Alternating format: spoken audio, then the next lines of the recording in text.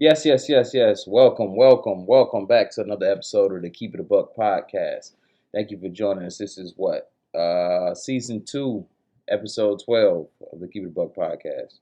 Appreciate you tuning in. I'm your host, Saani, and if it's your first time here, Keep It a Buck podcast is about relationships, black men's emotions, self-awareness, God, and black women's value within our culture. Happy, depending on where you live, this is probably week 3, 4. Happy 4th week of the quarantine. I hope we're doing something productive, or at least doing something where we won't go insane, right? I've been doing a lot of working out though. Y'all probably can't tell yet, but hey, I'm getting there. I've been doing a lot of working out, a lot of eating right. Listen, I tried to run from it and not complete it. But if your core is not right, none of the other stuff you're doing matter, man. You got to do abs. You got to figure your core out. I feel like a whole new person. I've been outside too, like I feel darker, but I feel like a whole new person when I'm on my ab routine. If you don't have your core right, don't none of that matter, man. And plus, a nigga might run up on you. You got to be able to take a body shot.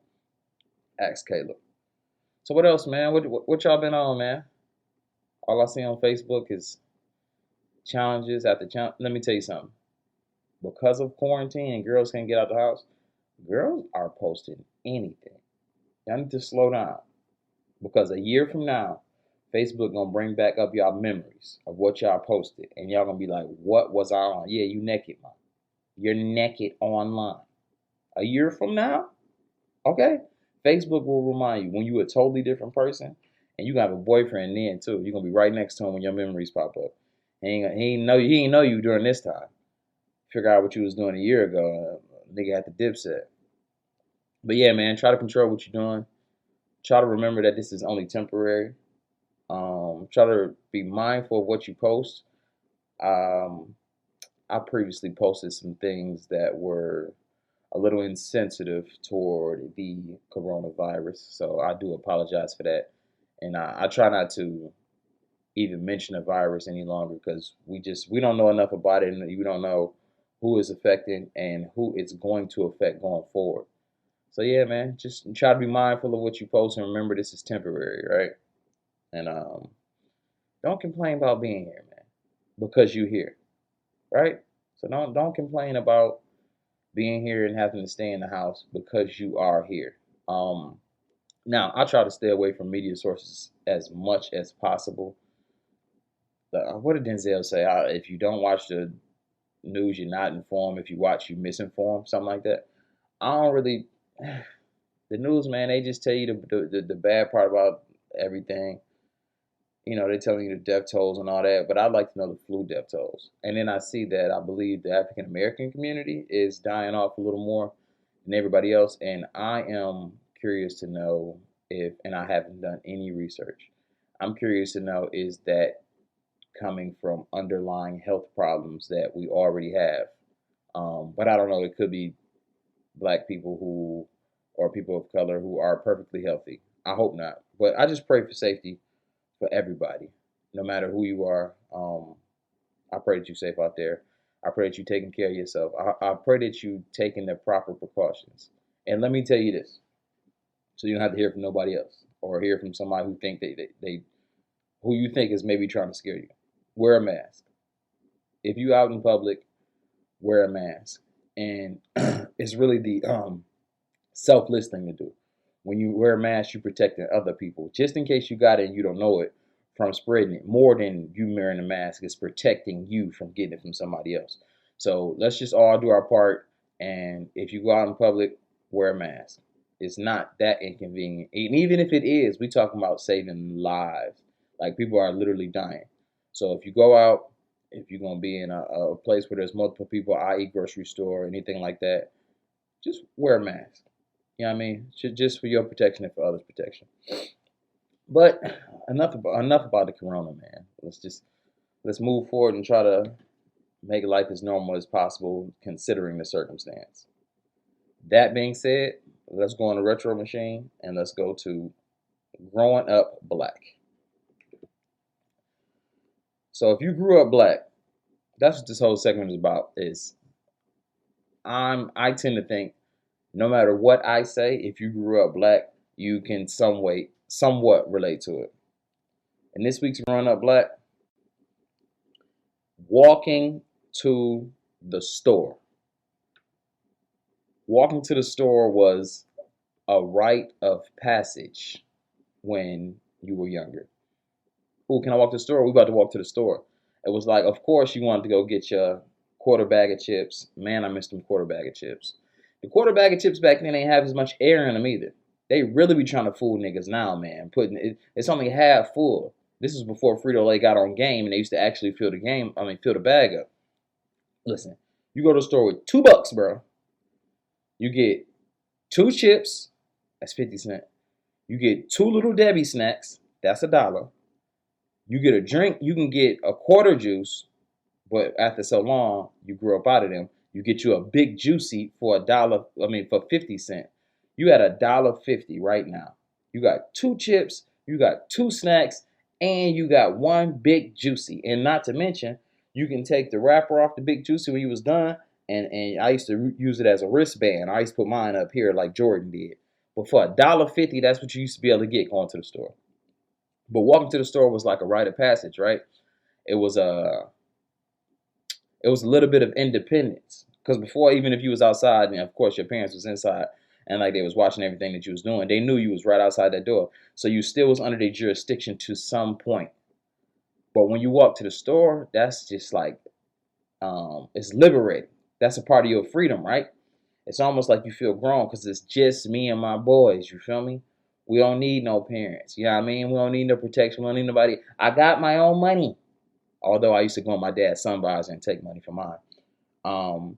I got my own money. I'm walking to the store. I don't need nobody to watch over me. I know how to get there myself. I don't need nobody to take me in a car, this, and that. I know how to navigate myself. No thanks, Mom. I'll holler at you when I get back. So walking to the store was something that was really, really a big deal when you was growing up black. In the hood, you walk to the store all the time. But you better make sure you tell your mom when you was back. Well, so the mamas who really didn't care, and I'm sorry to tell you this if you don't know this, if you didn't have to tell your mom and daddy when you returned from the store, they really didn't care about you. That's point blank period. One time, we walked down to the store, came back. My homeboy Marcus was telling his moms, right? Like, Mom, I'm back. We stepped in the house for a second. We had regular cable, but we didn't have premium channels. They had premium channels and Power Rangers on. Man, I stepped in that house. He told us, Mom, I'm back. I looked at the TV. I seen Power Rangers on there. The movie. I said, what the fuck? I said, now, mind you, I got 2 bags of chips. I got 2 Little Debbies, and I got a big juicy. You know what I'm saying? Oh, by the way, if you used to buy the Big Mama sausages, or anybody you know used to buy the Big Mama sausages, kill yourself. After the podcast. Finish the podcast, and then when the podcast is over, kill yourself. Them bitches stank. Chris bought one of those in Chicago. We ordered them in Chicago. You got no business buying a Big Mama sausage. Fam, were they even done? What is a Big Mama sausage? Is it raw? What do they put it in? But anyway, I forgot to tell my moms I was down there watching Power Rangers. I forgot to tell her I was back. You know, probably finished the movie. That was a whole nother hour. That was the worst whooping I've ever got in my life. Moms wasn't playing that. She thought somebody kidnapped me. But on another note of walking to the store, depending on what time you walk to the store, I remember we walked at dusk. You know what I'm saying? That's when you really towing the line, when you walk to the store when the sun is going down. And I just want to say, I'll never forget this. Fuck you, Dante from Keller, with the chow chow. The nigga had a chow chow. They used to go crazy. And we happened to be walking to the store at the same time he was walking the dog. And black people do this when they want to scare you with the dog. Who made this up? Get him. What? Who made that up? What does that mean? How does a dog know that? Get him. Niggas used to do that with dogs and they ain't never taught them nothing. Get him. Dog used to just go crazy. What the fuck is that hissing? Is it a snake around?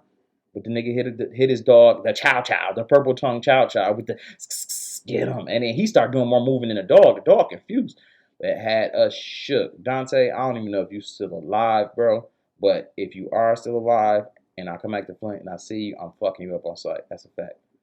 Don't sick your child on me, bro. That's a fact. Don't sick your child on me, dog. That makes me think. So white people treat their dogs like a member of the family. Black people treat their dogs like a precision guided war missile. I don't know where that conception came from, where this is what a dog is for. Every dog wasn't supposed to be a guard dog, y'all, especially if you didn't have anything to guard. But for some reason, black people treated dogs like a weapon. That's what they were there for, to be a weapon. All right, hold up. I'm about to go get my dog. Niggas say they going to get their dog more than they do their big brother. But yeah, walking to the store. Actually, yeah, in these comments, I want y'all to comment and let me know what was your go-to package. You know what I'm saying? When you went to the store, what was your go-to package? You got $2, $3 for mom, however much you got. If you was going to the store with over $5, you was balling for one, and you wasn't leaving from the hood. So don't even answer the question. But if you was leaving from the hood, walking to the store, what was your go-to order and how much money did you spend? Run up black. Let's move on to the topic, and let me preference this by saying I am fully aware, and I am not trying to exclaim that I am a subject matter expert in this field, because I in fact am not. But I've thought about it a lot, and I think I mentioned it on the podcast before, but I guess being in Texas and being around more Hispanic people, and seeing them with their culture, even from continuing to speak Spanish, it makes me think about just made me think about the African American race, right? And we'll get into that get into that later. But so, Father, where art thou is the name of the podcast. Father, where art thou? Any connection between the disconnect with black fathers and the lack of heritage. Um, and I say that to say the African American race is such a young race. We forget that how young the race is. It's what, 500 years old at this point, maybe 500 years old. Because although we're black, we're not African. As much as you want to cut it, slice it, and dice it.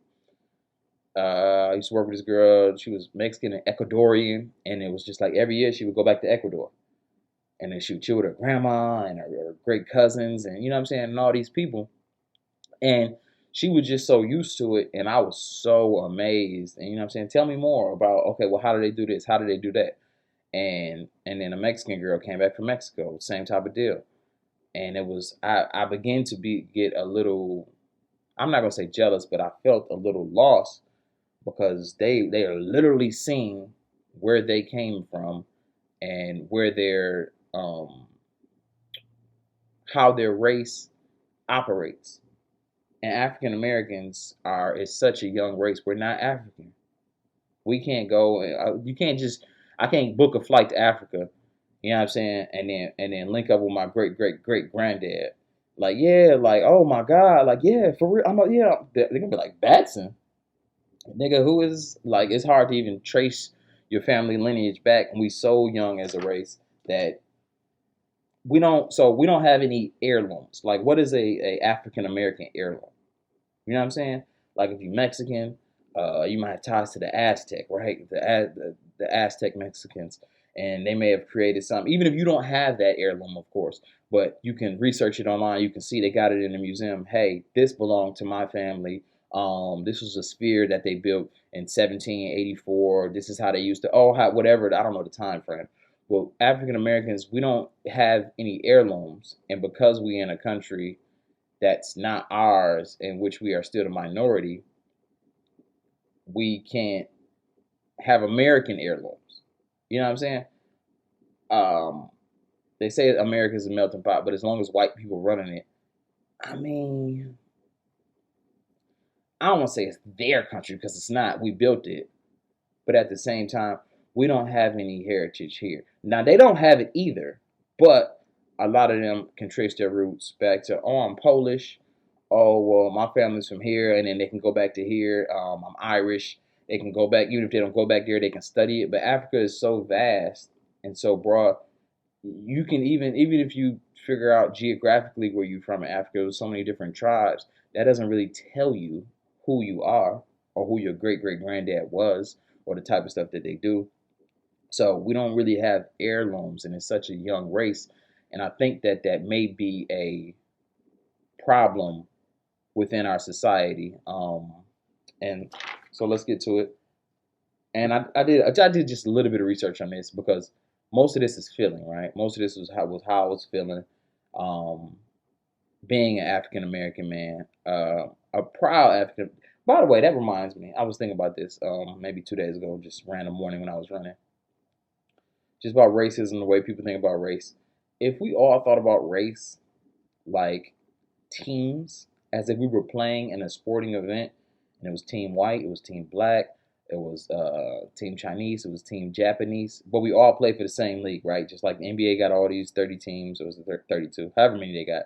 They got all these teams, but they all play for the NBA. And if you notice, a lot of those NBA guys, it's like a fraternity, right? Excuse me.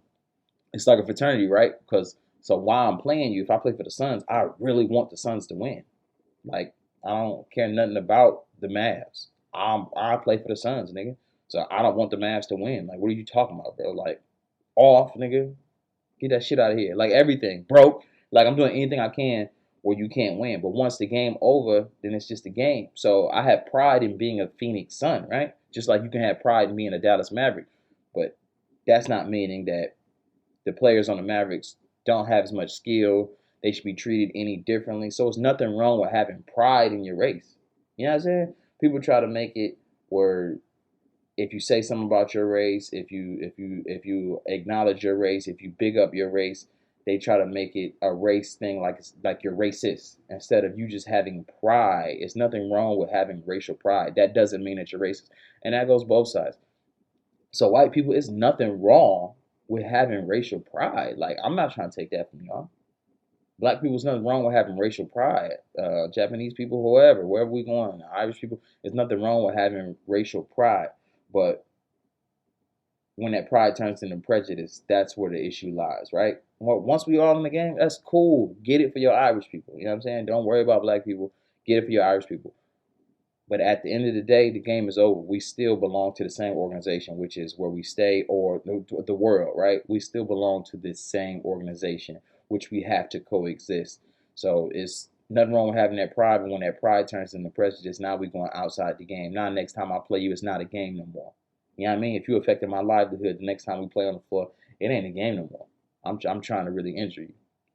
But anyway, back to Father, where art thou? Any connection between the disconnect with black fathers and the lack of heritage? And of course, I think there is a big correlation between the two.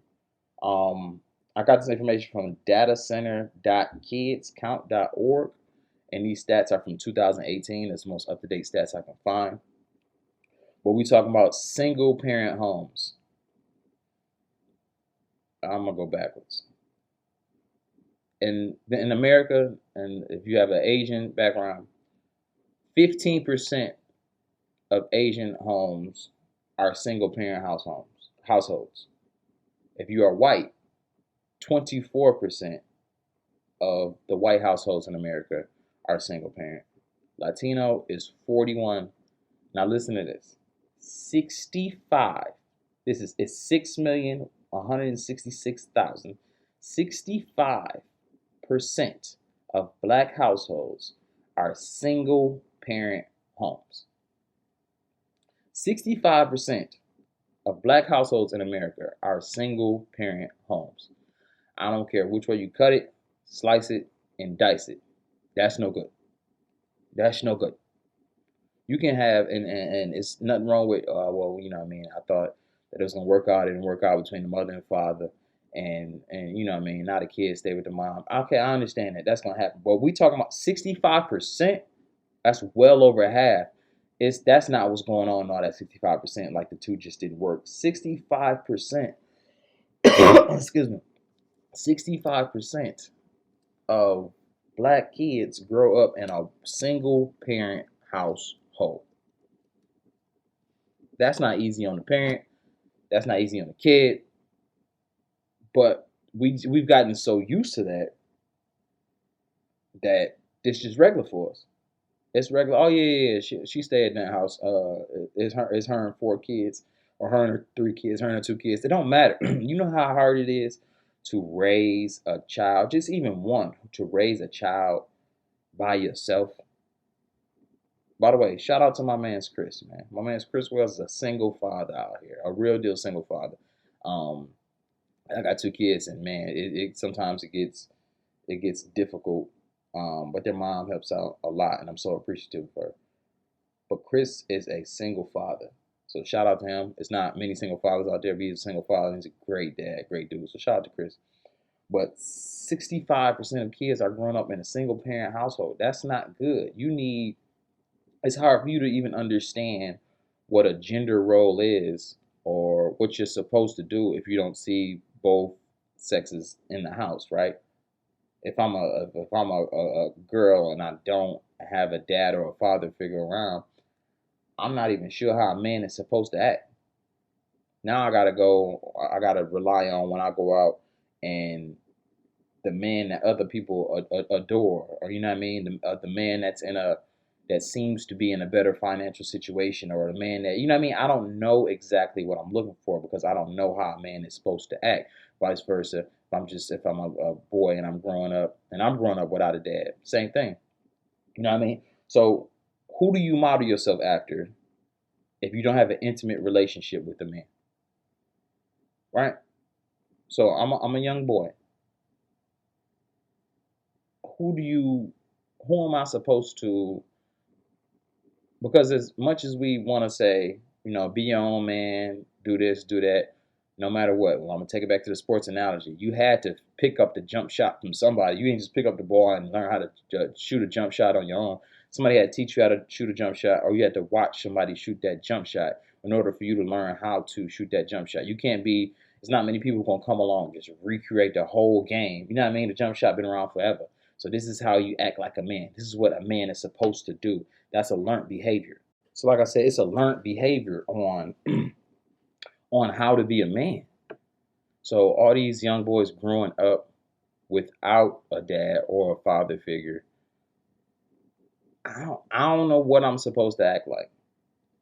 Maybe I can grab some things from TV, but TV is not real life, right? TV don't necessarily show you when you're vulnerable as a black man how to react.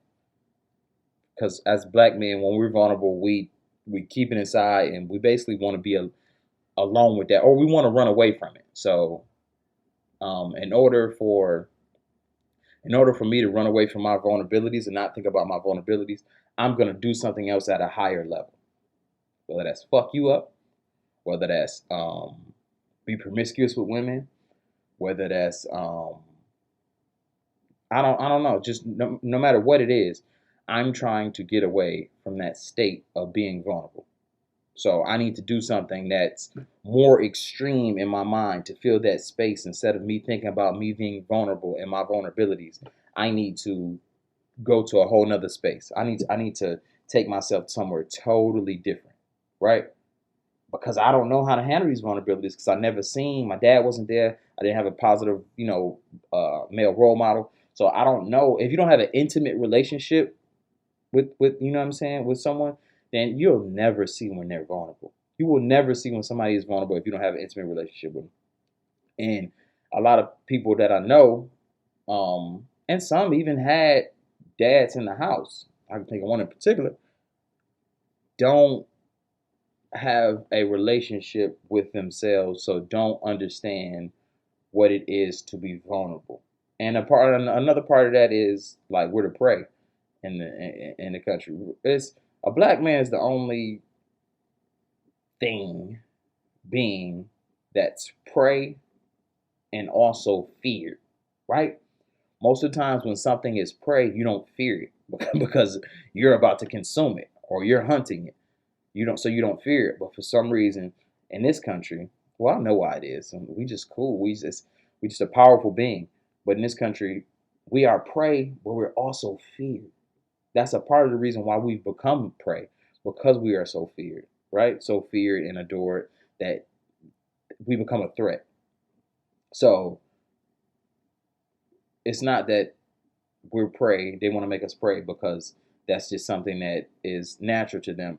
We are a threat, an exterior threat, and a large threat. So they try to take us out. So, you know what I mean? But back to what I was saying, I don't know how to be alone and be vulnerable because I'm always prey. So I always think someone is trying to prey on me. And in the wild, if you're vulnerable, or if you're easy access, if you're hurt, if you're small, whatever it is, if you show any sign of weakness, that's the one that they're gonna go after. And black men take the world to be a jungle because we are prey, and we don't like to show any sign of weakness. So we don't know how to be vulnerable. And if you never had a man in that household with you, or a man to spend a bunch of time with you who actually opens up with you, then you don't know how to act. And then that's when I said you lash out, you react in different ways. Um, we shun therapy because of our lack of trust. We got a lack of trust, and then it's just a stigma in the black community about therapy. Because I don't need nobody to tell me what I need to do. Especially if you white, you know what I'm saying? If you white, then I don't want to hear. Or if you're a therapist and you black, I feel like you ain't come from where I come from. It's just a bunch of stuff stacked against me where I don't want to go to therapy. And I don't want people looking at me like I'm crazy. Black people are really afraid of being crazy or being labeled crazy. But all the stuff that we have to go through, fam, you might just be crazy. So that might be something that you need to get looked at. There is help for crazy people. There is help for mentally unstable people. However you want to depict it, you don't have to have a negative connotation to it. But there's therapy to help that out. But we often shun that away because I ain't never seen nobody go to therapy. I ain't never seen my dad talk to me about therapy. My dad wasn't around. I ain't never wasn't no uncle around. I had nobody around, so wasn't nobody ever to talk to me about therapy. Not only that, we didn't participate in therapy within the household and talk about, you know what I'm saying? If it's just me and my mom's, I can't talk about my feelings as a man with her. Not open and honestly, if you had that relationship with your mom, God bless. But more times than that, I can't have that relationship honestly because there's no man around. And off that point, so history is the best history is best transmitted through story, right? If you even look at the Bible, before that even got on paper, it was just told from person to person. And if you look at the last, I guess the last of the indigenous cultures, i.e., Native Americans, um, or even when African Americans came over here and we were against our will and we became slaves, a lot of the history or the best history is transmitted through story. You tell stories. This is what happened then. This is what happened when we came over, or this is how we became this tribe. Like it doesn't matter. The best things are transmitted through story. That's the way you're able to retain them the most. Like I said, Native Americans are definitely keen for that. They don't have a lot of literature on what they've done. A lot of it is story format, right? And for years and years and years, centuries in the world, that's our best way to transmit information is through story. But if I don't had nobody to tell me stories, so I put here WWYGGD. What would great granddad do? Right? And I think that's important. More important, I think we should give more credence to that than we actually do. But if I don't know, because it's a part of me, like genetics, all that like really plays into who I am. And if I don't know what my great granddad would have done, you know what I mean, or somebody that many generations ahead of me of the same sex. And like I said, if you're a female, then you need a woman's perspective as well. I think you need male and female both. But for this podcast, let's just talk about whatever sex you are, you need that same sex to understand their perspective. So if I've never met my great granddad or I've never even heard stories about him, that's where the stories are supposed to come from. So if great granddad wasn't around, then he wasn't there to tell those stories on how he became whatever he became. whether that was he had to fight in some type of war, whether that was his parent was a slave and they just came, the Emancipation Proclamation, just how it was, because you're gonna face things that that your great granddad probably faced on a very large scale, or the things that he faced you couldn't even imagine, you couldn't even fathom the things that he faced. So just that simple question of being able to ask, like, what would great granddad do, really could help you out a lot. Like I said, and I see other cultures be able to do it. And oh well, he was a sailor. Well, yeah, we come from a family of this or that. I don't know if pops wasn't around. I don't know how we became what we became. But however we became that plays a vital role in my life. Um, like I said, and the title of the whole podcast, Father Without Any Connection Between the Disconnect with Black Fathers and the Lack of Heritage. It's it's almost impossible for you to realize your heritage without having that parent around. Because like I said, the best way to transmit information is through story. No matter which way you cut it, slice it, and dice it, it's through story. Because even, I mean, and it's good when you write things down. So when you write things down and put them on literature, it's good. But it's not the same as when, so when you read a story, it's not the same as when somebody tells you a story, right? Because they emphasize what needs to be emphasized. If they have to repeat something, they'll repeat it just depending on how much it means and the validity of what they're telling you, how much it should mean to you. Me telling a my college class of white people, 85% white, about how I grew up, the things, the troubles that I had to do growing up, the thoughts that I had, the insecurities that I had growing up. Me telling that story in that classroom is totally different than me telling that story to four of my homeboys. Or even if they're not my homeboys, you get four young black dudes, even younger than me, and I had to explain that story to them about how I grew up and my insecurities and all that. It's going to be totally different than when I tell that college classroom full of white people my story, right? So if I wrote it down and it's for both of them to read, it's not gonna come off. It's not gonna come off the same. It's not gonna come off how it should come off. But if I'm telling the story, like I said, I can be passionate about the parts I want to be passionate about, and whatever parts I really want to hit home, I can make sure that I hone on those areas so they do hit home. The best information is transmitted through story, and if you don't have anybody to pass those stories down, now you start to kind of try to create them yourself. Okay, well, how did I become this? Or you only start thinking surface level, right? So we think about ourselves, and people say this a lot, like, I don't care. I don't even care, especially black women. Black women have been oppressed so long and not treated with enough respect, where their defense mechanism is saying that I don't care. It's just like, it's gonna be fucked up anyway. So I don't care. Girls in a relationship, talking about relationship. I'm the type of girl who will love you, but when it's over, I don't care, or whatever it is. I see memes all the time, and that's a very popular thing for black women to say that they don't care. You do care, ma. You do care, and I'm sorry.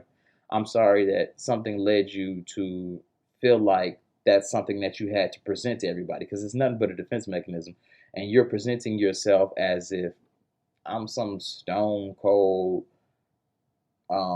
emotionless. You're not gonna get me before I get you. A lot of girls think that way too. Or no matter what you do, I don't care. It's not gonna hurt my. Yes, it is gonna hurt your feelings. And it's nothing wrong with your feelings being hurt from mistakes. That's how you learn and you move on, and you try not to make those mistakes again. But when they say I don't care, it's basically them not wanting to deal with their vulnerabilities. Even them saying it so much, I don't care.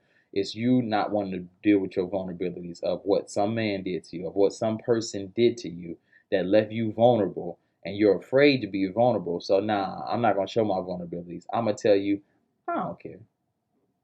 I don't care. Like, uh, niggas be blah blah blah. Like I hate when I see that, because I may be sure there are some girls who don't care, But I see girls who put it all the time, and Ma, you lying. You care. Not only do you care, you don't know yourself well enough to even love yourself past what these men have done to you. So you definitely care.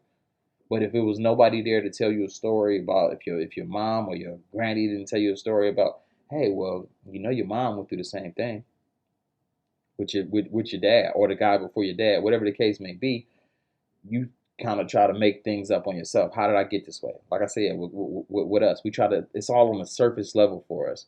Well, shit, don't nobody care about me. In the hood, this is how we do it. You know what I mean? You know what I'm saying? My dad wasn't there. My mom was always at work. You know what I mean? My teacher didn't like me. Boom, boom, whatever the case may be. It's more to you, to your life, than what you see. You can't just go surface with it and be like, this is who I am. No, it's levels to who we are.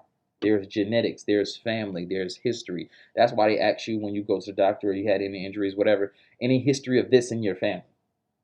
There's history of stuff. It goes from generation to generation. It actually matters. So if the medical field is asking you, hey, do you have a history of this? They're trying to figure out who you are. Where you come from matters. Who you come from matters. And the better understanding that you have of who you came from, I don't care if your great granddad was a serial killer. Now we need to figure out who his dad was or who his mom was. But whatever the case may be, he might have been bipolar, whatever it is, I need to know that. That's a big part of who I am. It's not just on the surface level of who I am. So, when we try to make up who we are and try to ignore that because we don't know that person, then we don't. Where are we getting our heritage from? We don't have any heritage. Matter of fact, while I'm at it, let me look up what heritage even means, and I'm gonna try to see if you can have heritage without having a generation prior to you or that knowledge. What we got? Heritage.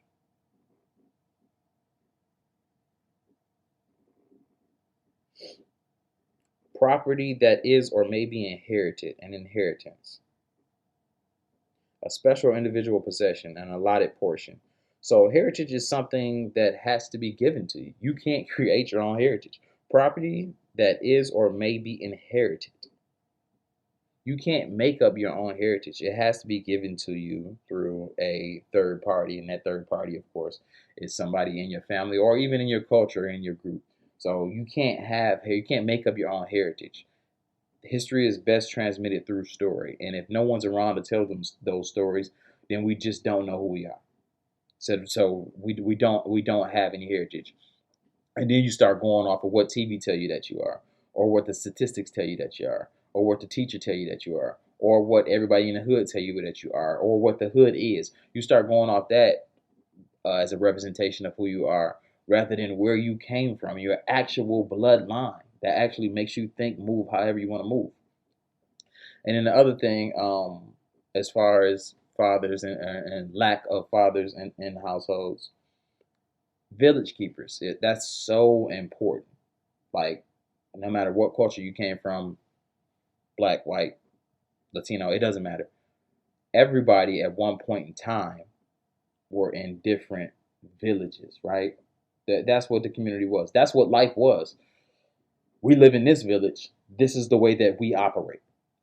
These are the rules of this village. We don't know. We didn't have the opportunity to communicate with what was going on the western states way over there. I don't know, and I don't care because I ain't going there. And I don't have to live by their rules. They don't feed me. They don't put money in my pocket. You know what I'm saying? Or even when money wasn't a thing, they don't add to my household. They don't add to my joy. Just period. This is the village in which I stay in. This is the village in which I must comply. These are the rules I must follow because this is the village I stay in. I ain't worried about what the other village got going on. But what they tell me in this one, the village keepers tell me this is the way that I'm supposed to act.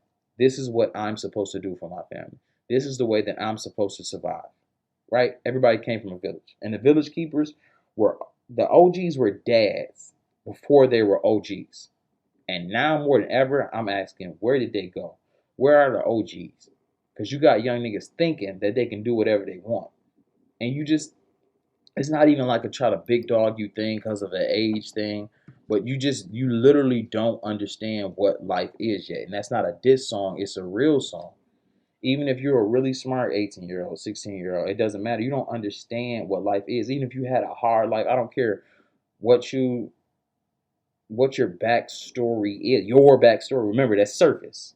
I don't remember what your backstory is, but it doesn't matter what your backstory is because you belong to that village and you have to comply of how that village operates. And like I said, the OGs were dads before they were OGs. So where did they go? Young niggas nowadays, you try to tell them something, they think that they can pop off. Imagine being in a village for 200 years. This is the way it's been operating. This is the way you treat women. This is how you provide for your family. Boom, boom, boom, boom. And then a young nigga just be like, you know what? No, I ain't doing that. You know what would happen in that village? And even not as much as when I grew up, but I would say probably the generation prior to me and the generation prior to that, for sure, we were not too far removed from having freedom. So we were so grateful to have that freedom. We don't want to do anything to mess that freedom up, and we want to live life as best as possible. So that's when you hear the stories about the neighbor whooping the kid. You know what I mean? Now that's a huge problem. And it's a huge problem for me too. Don't whoop my kid if you my neighbor. But if you my neighbor and you my friend, or if you my neighbor and we belong to the same village, then I understand it. Because now we operate on the same village rules. So if you felt like you had to whoop my kid or you had to reprimand my kid, even when if I come to you about it, the rule that you give me that they broke is going to be a part of the village rules. So you was just being an OG. But before you was an OG, you was a dad. A lot of those OGs, they were dads before they were OGs. So that's where you can instill it more than, you know what I'm saying? If I go out and I tell a little homie, you know what I'm saying, you don't need to be doing this, or let me show you how to do this. I would, if I have kids in the household or if I'm present, I'm gonna be telling my kids that before I tell anybody else in the village. But bigger than that, I don't have to be your father. Like on the flip side, I don't have to be your father. I can just be a positive male role model in your life, and then I can be your OG and let you know, yo, this the way it's supposed to go. But now we've got so far away from OGs that ain't no OGs. Um, and I guess I would have to blame my generation. That's probably where the fall off happened of just losing contact with the generation below us because the world opened up so much and you can have the world in your palms, you know what I mean? Where you don't have to really pay attention to what's going on in front of you because you can look in your hand and see what's going on all the way across the world. Or you think you can learn how to do this by looking it up of what you read. Now, the best stories are transmitted through through story. I'ma tell you, bro. This is how it is. They might you can read all you want in the book of what they tell you in history, but I'm gonna tell you the real history. This is what happened. This is what happened with JFK. This is what happened when we went to Cuba. This is what happened when they tried to integrate black people within this society, within the Civil War. Boom, whatever the case may be, whatever you read, that's cool. But this is what I got from somebody who was actually in the Civil War. You feel me? This was a story that was handed down to me. So as your OG and as a father figure, I'm gonna let you know this is how it's supposed to go, young buck. And the shit that you doing, it ain't gonna ride. And like imagine back in the day, a village keeper telling somebody what to do, and then they just wilding out. Imagine how the town would act. But what we do now, we just turn our heads. We see somebody wild on their mama, and we just turn our heads, right? Nah, I'm a village keeper. I'm a OG. You don't talk to your moms like that. I don't have to know you, dog. I don't have to know you. If you are African American, guess what? But whether you in Fresno or whether you in Brooklyn, we in the same village. So I'm gonna let you know through story, yo, this is why you don't disrespect your mom. Would you let somebody else disrespect your mom?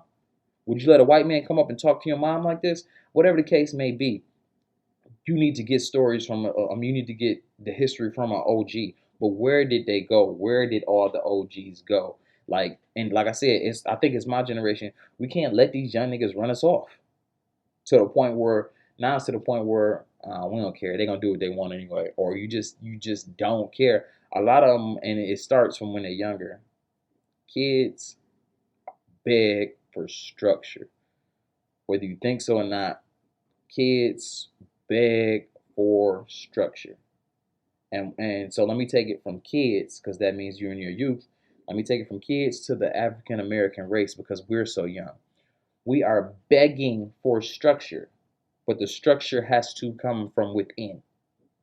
But we are begging for that structure. And I spoke on this before about Italian crime families, and I have such and maybe I shouldn't have this, but I have such an admiration for the sense of unity and what they were able to accomplish. Now, of course, I guess their skin kind of helped them out a little bit. No, nobody liked the Guineas. You know what I'm saying? Even when they came over, nobody liked them. Like they wasn't quite treated as we were treated. But kids yearn for structure. So the African American race, as young as it is yearning for structure. If you're gonna get it off on the block, if you're gonna pedal here, if you're gonna do that, you know what I thought about? As much as drugs is, no matter what, drugs has always been a part of society. No matter what society it is, however long you can go back. But why don't we sell outside of our communities? Now, I hadn't putting too much into it. I guess that's somebody got to serve inside the community anyway. You don't want nobody else coming into your community and serving. But it's white people do mad drugs. Why don't we? Why wasn't it ever a focus to push the drugs outside of the community? And they have a little more liquid, so you can make more money from them. But anyway, we need to bring the OGs back. Don't be afraid to correct a young black man when you see him. Just do it in a proper way. But if enough of us is doing that, then it's not a risk. I know these young niggas is crazy, and you think, nah, nigga ain't finna pop on me. But if you doing it and I'm doing it, if this the fourth time he done heard it from the fourth different person, it's gonna start to mean it a little different. He gonna start to realize, oh, these are the village rules. If four different people have told me this, maybe this is something I need to do. And whether you think so or not, when you tell a child something, or you tell an adolescent something, and even if it doesn't seem like they're listening, when they're alone in that state of vulnerability where they're scared to be vulnerable, they are thinking about it. They thinking about it. That's the way. One way we can get our heritage back, or maybe create our own heritage, is just to help each other out. And I know it seems impossible sometimes for how these young niggas act, but just help them out. It's a way to help them out, and that's by telling them the right thing to do, or showing them the right thing to do, regardless or how you think that they're gonna react. Like I said, if you're a village keeper and it's other village keepers, because we all got to do it. If we all doing it, then you're not just some guy who hating, who just don't understand the young person. You're really helping them out, and that's what we need within the black community. We really need these village keepers. So, like I said, OGs were dads before they were OGs, dog. So if you're listening to this podcast and you're one of them people who don't necessarily have a relationship with your child, whether that's it's issue with the mother, it's distance, finances, whatever the case may be, kids are yearning for structure. They're yearning to learn history through story. So just step up any way you can to be able to have that relationship, even if you don't have kids. For instance, I got a neighbor who's he's a young black man, and there is no, in his household there is no heterosexual black role model. So whenever I see him, I try to drop game on him or whatever. And I honestly, after this podcast, from here on out, I'm going to start trying to do a better job. It's just I got my own kids, and this is how everybody think. Well, I got my own kids, you know what I'm saying? Boom, but I feed into them so much. I honestly have to worry less about them than I am about him, this young man. But I'm supposed to be an OG to him. You know what I'm saying? I'm 15, 16 years. He's 15, 16 years my junior. I'm supposed to be an OG to him because this is what you're going to grow to be if you lucky. Mom can't tell you that. Auntie can't tell you that. Your brother or uncle, whoever that is in the house who's a homosexual, can't tell you that. So let's all focus on becoming village keepers and becoming that role model for the sex, for whatever sex that you are in your community. And lastly, forgiveness. I think we got a huge problem with forgiveness within our community, and I think I figured it out. I figured out why. Because forgiveness is a learned behavior. You don't you don't just forgive on your own and understand how to forgive on your own, because to have to forgive means that you're coming from a place of hurt. And usually when you're coming from a place of hurt, the only comfort is revenge, right? Or and it's definitely not to show that you're hurt. So forgiveness is a learned behavior. Forgive your brother and your father. So forgive the if you've been listening to this podcast and you hadn't had a positive role model in your life, and that was and your dad's still alive, whatever the case may be, or somebody could have filled that void and they didn't. Forgive them. Forgive them. And maybe you have an issue with forgiving because nobody taught you how to forgive. Now, I think that has to come from generations upon generations ago. Just even the crab in the bucket mentality. And it's sad that we have that, but some of the times I don't know no other way. So it's less about me not wanting you to get out and more so about me wanting to get out. So you have to forgive me for self-preservation. You know what I mean? Where you looking at it as I'm trying to stop you from getting something. I'm just looking at it as self-preservation. That's it. That's the only way I'm looking at it. So forgive me for that. But if you never learned how to forgive, then it's just gonna be fuck me. And now there is no plan of recourse. There is no way for us to get back to where we need to get back to, because nobody has been taught how to forgive. People make mistakes every day. People will make mistakes for the rest of their lives, and we don't know why people are making the mistakes that they make. Like I said, it's not always surface. You can think somebody, oh, he just a fuck up.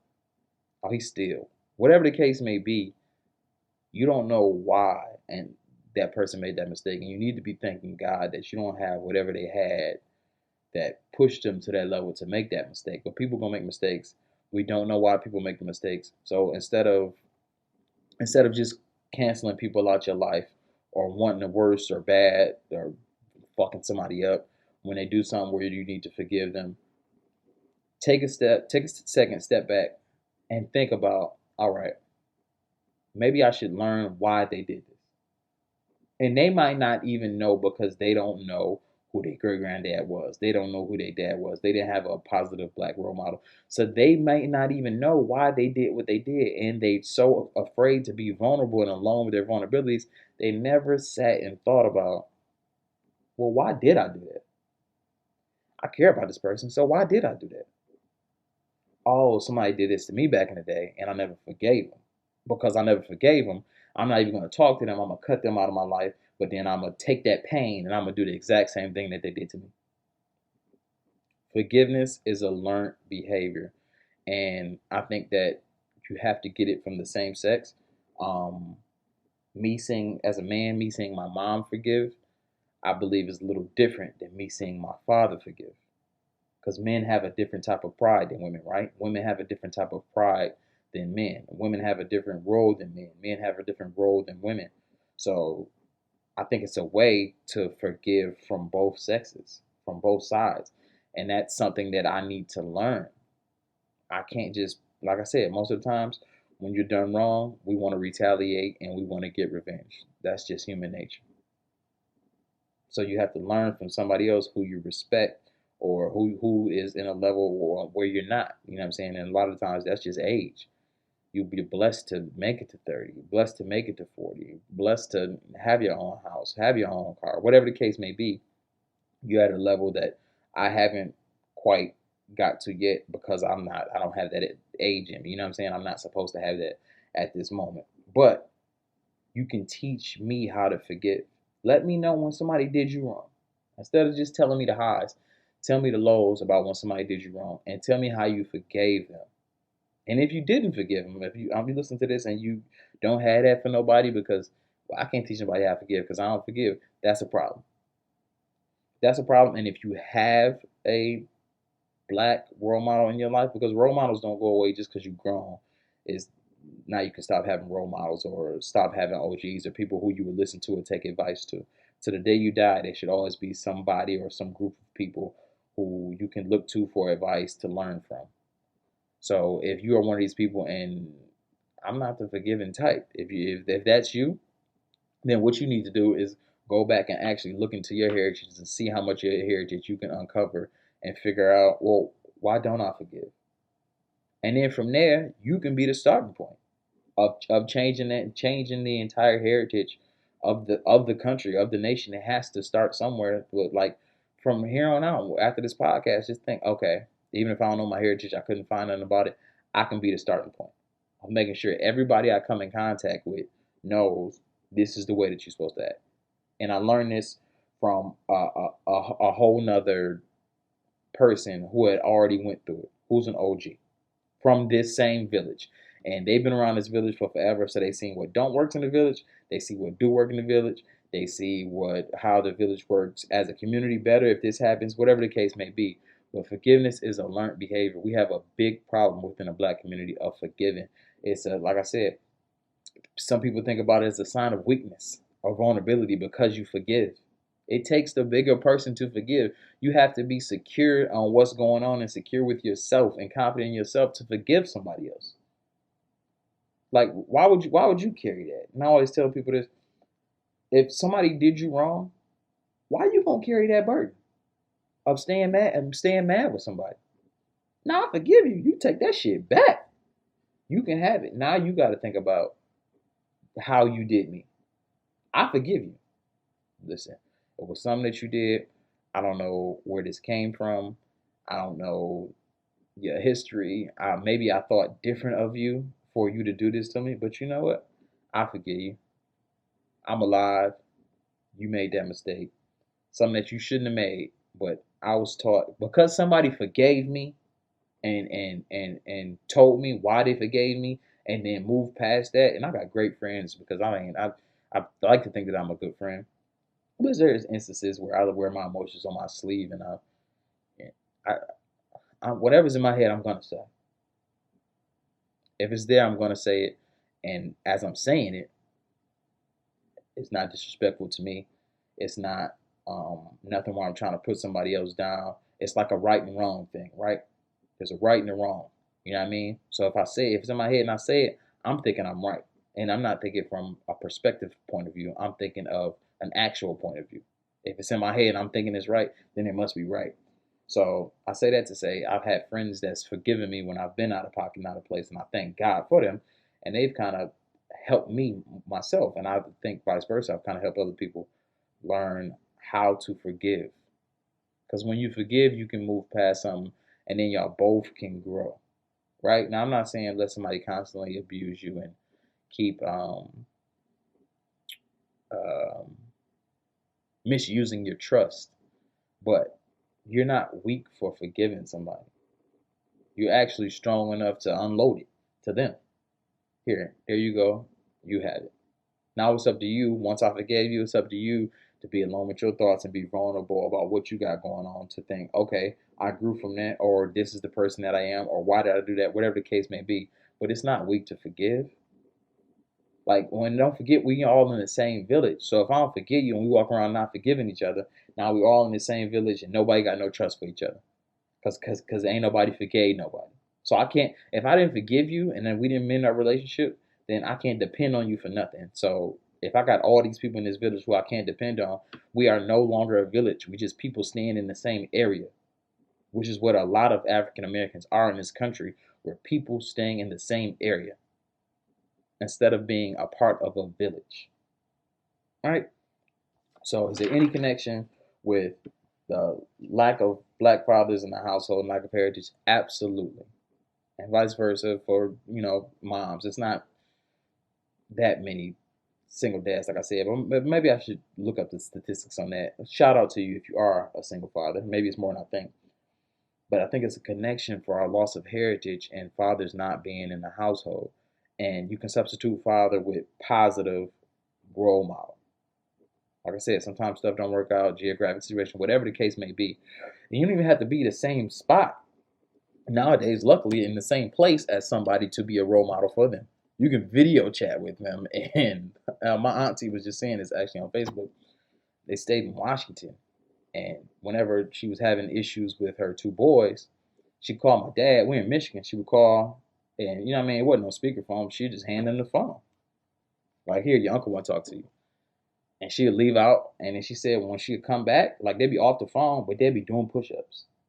They would apologize, and they'd be doing push-ups, and they would have a whole new mindset about whatever took place prior to the conversation. So you don't literally physically have to be there for somebody to actually be in their lives. And like I said, us as black people, we find ourselves living in the same place rather than being a part of the same village. Hey, if you black, you're part of the same village, bro. Because of the issues that we go through as black people in this country, it don't matter if you're from Brooklyn, it don't matter if you're from Oakland. If you look black, this is what if you're black, these are the issues that you're gonna have to go through. These are just the standard issues that you're gonna have to go through. Maybe you're gonna have to go through another thing because you're from another community where this have whatever the case may be, but we all go through those standard issues. So we all have to live by those same set of rules. And if when we all are oppressed by those same people. So if we can flip that and learn, all right, well, this is how it will work for us. But if we can't worry about any other villages because what they got going on ain't got nothing to do with us. So we belong to the same village, and this is how this village has worked for years. This is how this village will continue to work. But it's only gonna work if we all agree this is how this village should be ran. No pride involved, just sustainability. So if you are in a position where you can be a positive role model to somebody in your community, and when I say in your community, I'm talking about if they're black, if they're African American, in your village, if you're in a position where you can be a positive role model to someone in your village, take the opportunity and actually be that village keeper, be that OG. Because you belong to the same village, and no matter which way you cut it, slice it, and dice it, you plan on having kids, and they're gonna have kids somewhere along the line those two paths from those families, those genetics, are going to meet again. And you don't want to be in a position where you're dead or you're too old and now you can't do nothing about it. You could have changed this course 40 years ago by stepping up and being a village keeper. You could have changed this course. So, I don't know, man. Let's just take the time to try to be village keepers, man. Tell stories, just you know what I mean, from generation to generation and pass it down. And don't be scared to be a village keeper because if you're black, you belong to the same village. Where we at? Love yourself. Love somebody else. Um, this week's love yourself is preach the things you know to someone and preach it with confidence. So a lot of the times we get being confident and conceited confused. If you know something and you have information, valid information to pass on, tell somebody. You don't have to hold all that for yourself. And that doesn't make you conceited. That don't make you full of yourself. Tell somebody. This is what I know. Make sure it's accurate. And make sure you're passionate about what you're talking about. But preach the things you know to someone and preach it with confidence. They're a part of how you became you. And when I say preach it, whether positive or negative, if you know it, preach it with confidence. Whether it's something that's gonna happen, if you don't do this, it's gonna happen, or if you do this, it's a good thing that can happen. Whatever you got, preach the things you know to someone because that's a part of who we are as human nature. Once you know something, you wanna pass it on, and it kind of gives you some gratification. You know what I mean? Don't get away from that. Don't get away from if you got all this information and you keep it to yourself, then you really don't think that you're that smart. For a second, you can think, oh, okay, well, I'm smart. Well, I'm knowledgeable. I'm this. But if you don't get that off and tell other people, then you're really not that smart. Or you're not going to think of yourself as that smart. So love yourself. Preach the things that you know. If you know it, preach it. You know it. Don't second guess yourself like, maybe I don't know it. Maybe people don't. If you know it, preach it. Love yourself. You have information. You have things inside of you that or knowledge in your mind that is beneficial, can be beneficial to the rest of the world, to somebody in your village, right? So preach the things you know to people and preach it with confidence. If you know it, you know it. Don't be ashamed of what you know. Spread what you know. Spread that love. And for love somebody else, now this is because we're in a quarantine. You're going to hold on to this one until we're done with social distancing. But hug more. Your friends, your family, your kids. Um, hug. Like a hug really goes a long way. Like I talked about last week, telling somebody good job. Just the simple things. An embrace of a hug, it's like when you remember Mega Man or any game or Mario when you got the mushroom, when you got big, like an embrace, a proper hug, that embrace can make all your problems go away. It's weird. It's totally weird. But I know you've been hugged before, and all the pain that you had, it was like it just was lifted off you, like it transferred to a person who is strong enough to who can handle it. So once this social distancing is over, hug somebody. We need it. We need these hugs, man. Don't be afraid to hug nobody. They need that hug. You can change a person's life. You can change a person's day. You can change a person's mindset, all with just a hug. That's a great way to spread love. So, like I said, we're in the social distancing right now. But once the social distancing is over, we need to focus on hugging each other more. It's a simple way to spread love. It's a simple way to take away pain. It's a simple way to be a give someone coverage. You hug somebody, you wrap them in your arms, it's like you giving them coverage from whatever they had going on. So love yourself, preach the things you know, man. Preach them confidently, and love somebody else. Hug more. Hug your brother more. Hug your sister more. Hug your kids more. Just hug. Hug your friends. But until the next time, man. Here to Keep Buck Podcast. Love yourself, love somebody else.